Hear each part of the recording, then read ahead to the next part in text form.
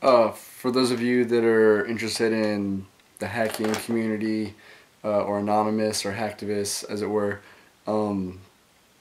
Your Non-News, the popular anonymous news source on Twitter, is trying to get a website started, and they're looking for funding. They're trying to do like a crowdsourcing type of thing, so definitely check that out. I believe it's Your Anon News. That's their Twitter handle. So check them out. I'm probably gonna throw them a few dollars. Support their cause. Most of the stuff they do is good. You know, those guys are definitely under attack by not only the government but the mainstream media as well. So definitely like to support those guys whenever I can. So definitely check that out. Follow them. Definitely follow them, and maybe even throw them a few dollars, show your support.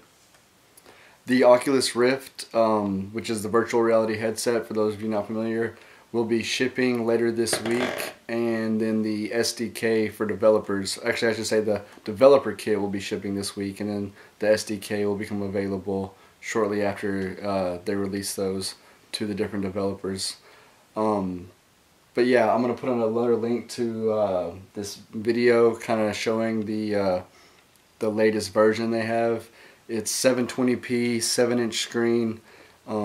They've got a lot of games that they're starting to kind of get compatibility with, such as, I know, Team Fortress 2. Valve has been converting some of their games. I think Doom they've got figured out, and they're doing a lot of research and development, which is good, and they're trying to figure out what works so that when it does finally come to the public, that it'll be nice and polished. So definitely looking forward to that. And they've even got the first solution for people who are nearsighted and farsighted. They've got like lens inserts, so pretty excited to hear about that, because I am myself nearsighted. But yeah, I've been following the Ouya and the Oculus Rift pretty closely. Two things that I wish I would have had the money I wish I would have had the money and known about them when they were first on Kickstarter. Definitely would have paid to get my hands on both of those. But yeah, anyways, I'll put a link to the video.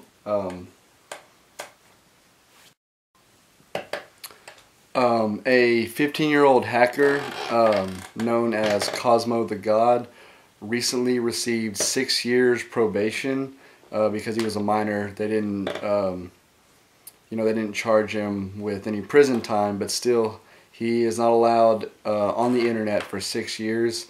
A lot of people are speaking out about this, saying that it's too harsh because the kid is so gifted and that he's so young, that were he to be steered in the right direction, that he could potentially be a great benefit. So Google recently launched a competition on Twitter where you would use the hashtag #IfIHadGlass, and you were supposed to come up with really creative things you would do if you had the Google Glasses. And the idea being that whoever had the most creative things, ways to test it, kind of beta test, would get the opportunity to get it before anybody else pretty soon, actually. Well, it's coming out now that they've started contacting the winners of this contest, and it's pretty clear that it was at completely random. I was looking earlier, and some people were like, Google Glass is stupid, I don't know why anybody would want this, hashtag #IfIHadGlass, and then you see the email or the tweet from Google saying, we'll be contacting you shortly about how to pick up your Google Glasses. It's really, like, because I actually tweeted them and tried to get Google Glass, and I spent like 10 minutes, making sure the tweet was perfect, and come to find out they just randomly picked people. So I'm a little bummed about that. I don't know, they're still letting people know. Maybe I got picked. Doubt it, though. Microsoft is ditching their new operating system every, 2 or 3 years, depending. Varies a little bit.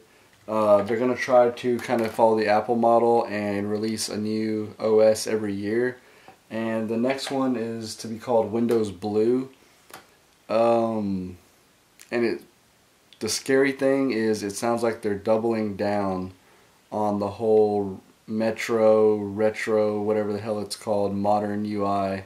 And everything is touch. Forget you and your start menu. Forget what we've had you doing for the last 20 years. We got to sell tablets, and this is how we're going to force it down your throat. Yeah, I'm definitely a Windows fan. All the way up to Windows 8, I will not have anything to do with it. They completely abandoned the PC desktop market, which everywhere I read, oh, PC's dead, it's all tablet. Yeah, my ass, it's all tablet. Try to do some real, if you want to get on Twitter and Facebook, sure, tablet.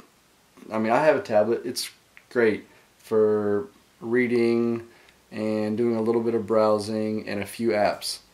You want to do anything really, you want to play some serious games, you want to do any kind of content creation, editing, anything, you gotta have a desktop. I'm sorry.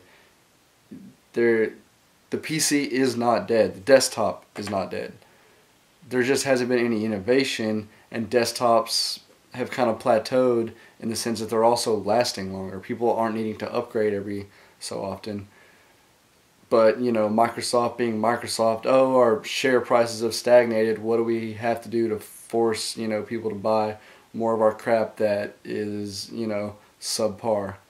And this seems to be their way of kind of just completely bailing on traditional, you know, desktop users. Which, I mean, there's always, not really a huge Mac fan, but I could migrate if I had to. I could definitely do some Linux. So I'll be okay. Either one. There's a million Linux distros out there, so not too worried. But I'm definitely gonna be sticking with Windows 7 as long as I can possibly hang on to it. So yeah, again, comment. Let me know what you guys think. Let me know if I'm wrong. Correct me, because I am tired. I haven't completely thoroughly read all these articles. So it turns out after EA claimed that to play SimCity you had to be connected to their server online all the time, as suspected by pretty much everybody, was nothing more than a DRM scheme. A hacker actually did a little bit of tweaking in one of the configuration files, I believe, and got it to completely run offline perfectly, and then he could even connect online to save. So now EA has come out, admitted that they were lying, sort of admitted they were lying. They were like, well, being offline didn't coincide with our view of the future. Basically, yeah, we were treating you like criminals and trying to stop piracy. We were screwing over our customer base. So this was like the last straw for me personally. I've more or less been done with EA for a while, but this, like, yeah, I don't care what they create. I don't care what franchise they buy. I will not buy another EA game until they have like a serious management shift or something drastic happens. But yeah, so as part of their apology, they're giving people a free download of one of their older games.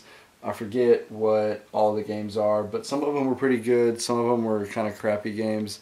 And then, of course, the ironic thing is they're letting you buy, I believe it was SimCity 4.